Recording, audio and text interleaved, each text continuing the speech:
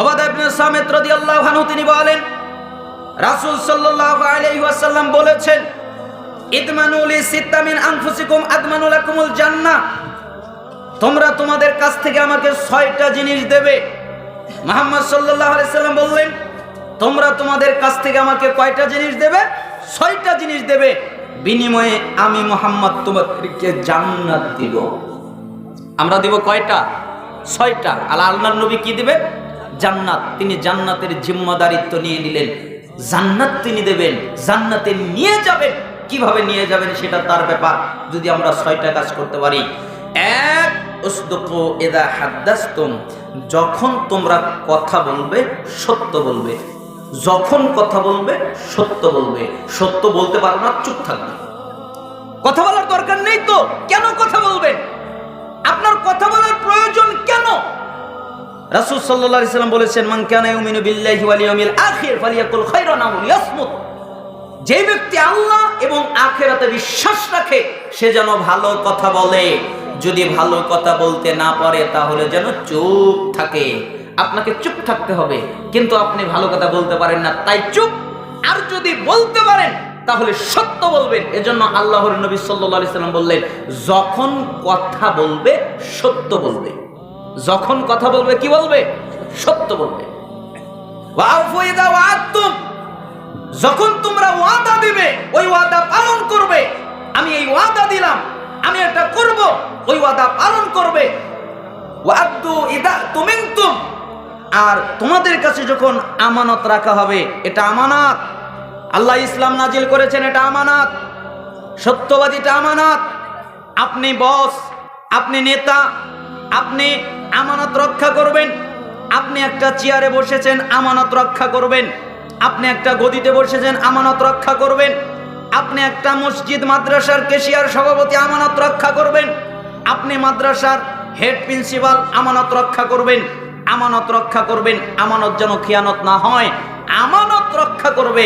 ওয়াহফাজু ফুরুজাকুম, তোমরা তোমাদের লজ্জাস্থানকে হেফাজত করবে, তোমাদের চরিত্রকে হেফাজত করবে, তোমাদের লজ্জাস্থানকে হেফাজত করবে। ওয়াগাদ্দু আবসারাকুম, তোমরা তোমাদের চক্ষুকে নিয়ন্ত্রিত করবে। এই চক্ষু দিয়ে বেগানা নারীর দিকে তাকাবা না, বেগানা নারীকে দেখবা না। এমনকি মোবাইলের বর্তমান স্ক্রিনের ভিতরে উলঙ্গ নারীকে দেখা যাবে না। যেই নারীরা উলঙ্গ হয়ে নাচে তাদেরকে দেখা যাবে না। যেই নারীরা উলঙ্গ হয়ে বাজে কাজ করে তা দেখা যাবে না। কেন? তুমি তোমার চক্ষুকে নিয়ন্ত্রিত করো। অকুফু আইদিকুম, তুমি তোমার হাতকে নিয়ন্ত্রিত করো। যদি এই 6টা কাজ করতে পারো, 1, যখন কথা বলবে সত্য বলবে। 2, যখন ওয়াদা করবে পালন করবে। 3, যখন আমানত তোমার কাছে রাখা হবে খেয়ানত করবা না, রক্ষা করবে। 4, তোমাদের লজ্জাস্থানকে হেফাজত করবে। 5, তোমাদের চক্ষু নিয়ন্ত্রিত করবে। 6, তোমরা তোমাদের হাতকে কন্ট্রোলে রাখবে। তোমরা যদি এই 6টা কাজ করতে পারো, মিশকাত 4870 নম্বর হাদিস, মুহাম্মদ সাল্লাল্লাহু আলাইহি ওয়াসাল্লাম বলেছেন, আমি তোমাদের জান্নাতে নিয়েই যাব। করতে পারবেন না কাজগুলা? আল্লাহ সুবহানাহু ওয়া তাআলা আমাদেরকে আমল করার তৌফিক দান করুন। মা বোনদের জন্য আলাদাভাবে কিছু ওয়াজ আছে, এটা আমি মনে করি না। কেন? কারণ কোরআন এবং হাদিস সম্পূর্ণ মা বোনদের জন্য, পুরুষদের জন্য। এটা ফ্যাশন হয়ে গেছে যে কিছুক্ষণ পুরুষের ওয়াজ আর কিছুক্ষণ মা বোনের ওয়াজ। মা বোনের কি ওয়াজ? আপনারা পর্দায় থাকবেন, তাই না? আচ্ছা, এটা কি খালি মা বোনদের, ছেলেদের নাই? পর্দায় ছেলেরা থাকবে না? তারাও তো পর্দায় থাকবে। মা বোনেরাও যেমন পর্দা করবে, ছেলেরাও পর্দা করবে, তাদেরও পর্দা আছে। তাহলে তো দুটাই, এই ওয়াজ তো দুজনের জন্যই, তা আলাদা তো কিছু নয়। তারপরে আমি মা বোনদেরকে বলি, মা বোনদের পর্দা হয়ে গেছে নানি আর নাতনির মতো। আমি মাঝে মধ্যে এই উদাহরণটা দিই, নানি আর নাতনির পর্দা দেখবেন, একটু দেখাই। নানি আর নাতনি দুজন গেছে গোসল করতে। তো নানি নাতনিকে বলেছে, তুই উপরে থাক, আমি এই পুকুরে গোসল করি, তো লোক আসলে আমাকে বলিস। আচ্ছা ঠিক আছে, গোসল করো। তো নানি গোসল করতেছে, এবার একটা লোক আসতেছে। তো নাতনি বলতেছে, ও নানি, লোক আসছে, লোক আসছে। তো নানি তাড়াতাড়ি করে উপরে উঠে পর্দার আড়াল দিয়ে দেখে যে ফটিক। কে? ফটিক, মানে এলাকারই লোক। তো নাতনিকে বলতেছে, এই ওকে চিনিস না? কে? ও না আমাদের এলাকার ফটিক, ওর কাছে আবার পর্দা করা লাগবে। ও না, লোক আসলে বলিস। আচ্ছা ঠিক আছে, গোসল করো। এবার নানি আবার গোসল করতে নামলেন। কিছুক্ষণ পরে দেখে আর একটা লোক আসতেছে, তো নাতনি আবার চিল্লা দিয়ে উঠলেন, নানি লোক আসতেছে, লোক আসতেছে।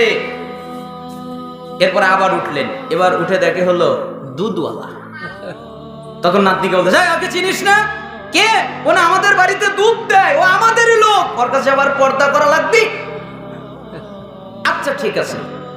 আবার গোসল করতে নেমেছে, এবার দেখে আর একটা লোক আসতেছে। এবার নাতনি আবার চিল্লা দিয়ে উঠছে, নানি লোক আসছে, লোক আসছে। এবার আবার উঠে দেখে ও হলো চুরিওয়ালা। তো নানি এবার বলতেছে, চিনিস না? কে? ও আমার হাতের মাপের চুরি দেয়, ও তো আমাদেরই লোক। এবার নাতনি চিন্তা করতেছে, লোক কে? ও হলো ফটিক, ও হলো দুধওয়ালা, ও হলো চুরিওয়ালা, তা লোক কে? এবার নাতনি বলতেছে, ও বুঝেছি, পুরুষ মানুষ লোক না। কে লোক না? পুরুষ মানুষ। যা, আর পুরুষ মানুষ আসলে আমি কবই না।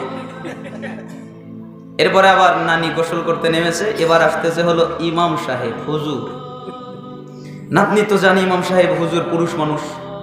এবার যদি নানি উঠে কয় ও আমাদের এলাকার ইমাম, ওর কাছে আবার পর্দা করা লাগবে, তাই আর নাতনি কয় নাই।